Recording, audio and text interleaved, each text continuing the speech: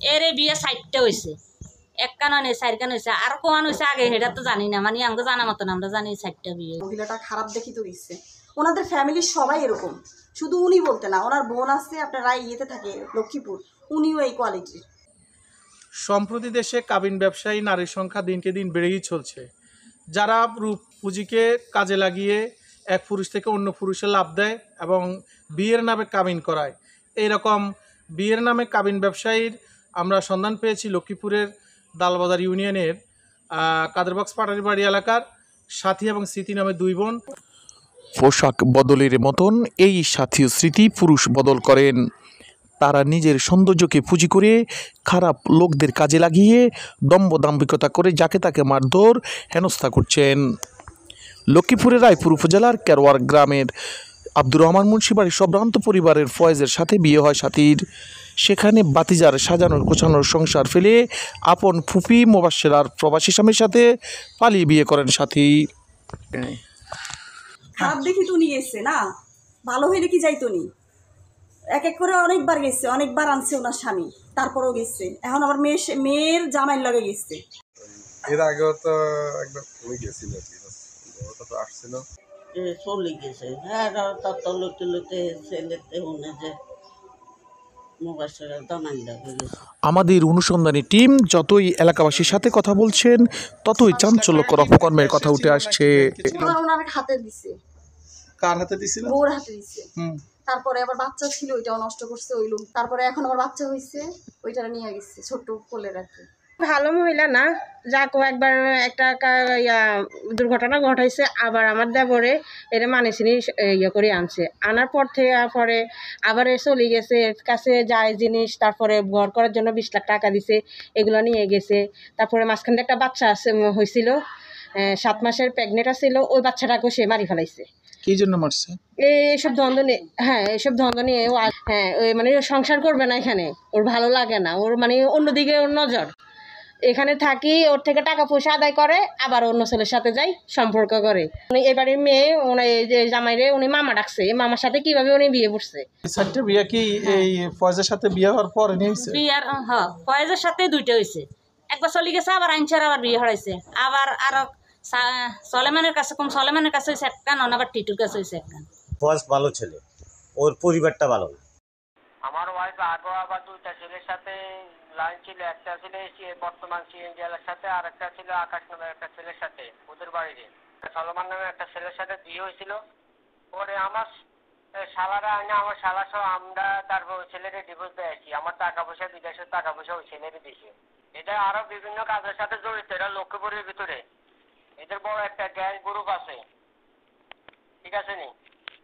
আমি চাই না তবে আনা নেওয়া হোক এদেরকে। খুন করছে, ওর মারাও মারছে, এরা ইঞ্জেকশন দিই টাকার লোভে, ওর বাবারাও মারছে, ওর বাবার মামলা কোর্ট এখন লক্ষ্যপুর কোর্টে চলমান, আর ওর মারও ইঞ্জেকশন দিয়ে মারছে, ওর মার টাকা ছিল অনেক, সেম কাটিন ওর মারও এরা মারছে ইঞ্জেকশন দিয়ে, সাথী সিটি মেন আর টিটু নামে ছেলে এসে জড়িত এটার সাথে, যে বর্তমান হাজব্যান্ড। আমার বাবারে রাখি মোশাকুর জামাইরে বিয়ে করছে, আমি একদিন তারে কথা করতে ডিস্টার্ব দিচ্ছি, আমার একটা করে আমার বিয়ে দিচ্ছে, আমার আম্মু কথা ডিস্টার্ব দিয়ে আমার মারতো। সবসময় বাহিনী থাকতাম, সন্ধ্যার সময় আসতাম, রাত দিলে আমার ঘুমলো হয়, এখানে কথা করতো বেড়ার জন্য। হ্যাঁ, মাঝে মধ্যে আমার খালামণিদের বাড়িতে বেড়ে যেত। শুধু তাই নয়, ওই স্মৃতি এবং সাথী নামের 2 বোন তাদের অসুস্থ মাকে চিকিৎসার নামে নোয়াখালীতে নিয়ে বিষাক্ত ইঞ্জেকশন দিয়ে মারার অভিযোগ করেছেন তারই আপন ছোট ভাই তারেক।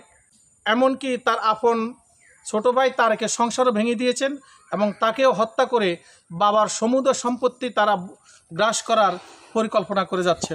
একের পর এক স্বামী বদল, পরকীয়া প্রেমিকের জন্য নিজের ঔরসজাত গর্ভের সন্তান হত্যা, 20 লক্ষ টাকা আত্মসাৎ, আপন ছোট ভাই তারকে সাজানো সংসার ভেঙে দেওয়া সহ নানা হুমকি দমকি নিয়ে আমরা কথা বলেছি এলাকাবাসী ও আপন ছোট ভাই তারকের সাথে। এই কালারে পাড়ে ভাষারে আপনার একটা ছেলে আর কেউ যে আমার চাচা করে খামারে কাজ করতো, এর লগে আপনার এভাবে একটা সম্পর্ক হয়েছে। তারপরে আপনার হেরে আবার ওই দালালদের থেকে পোলা পায় না নিয়ে আপনার কন্ট্যাক্ট করে আপনার জোর করে উঠে নিয়েছেন, নিয়ে আপনার কী করছে, হেরে আপনার বিয়ে শাদী করছে, তারপর অনেক কিছু হুট করে আপনার আমার বোন ছোটোটা হেরে আপনার মানে আগেরটাও ছোটোটাই গুলাই করাইছে, মানে আমরা ছোটোটা হেরে বুদ্ধি দিয়ে এখন আবার হের সুন্দর সংসারটা আবার ভাঙ্গাচুরা করায় এখন আবার আর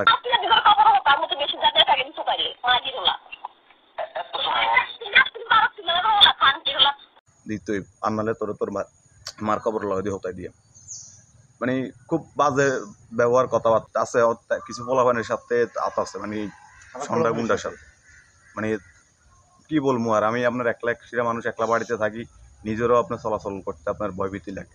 হুমকি দিয়ে আপনার মারি হেলাইব, তারপরে গুম করে হেলাইব, বিভিন্ন ধরনের কথাবার্তা বলে আর কি। কে হুমকি দেয়? আমার বোন ছোটটা, নাম স্মৃতি বেগম। স্মৃতি বেগম ওনারে হুমকি দেয়? জি।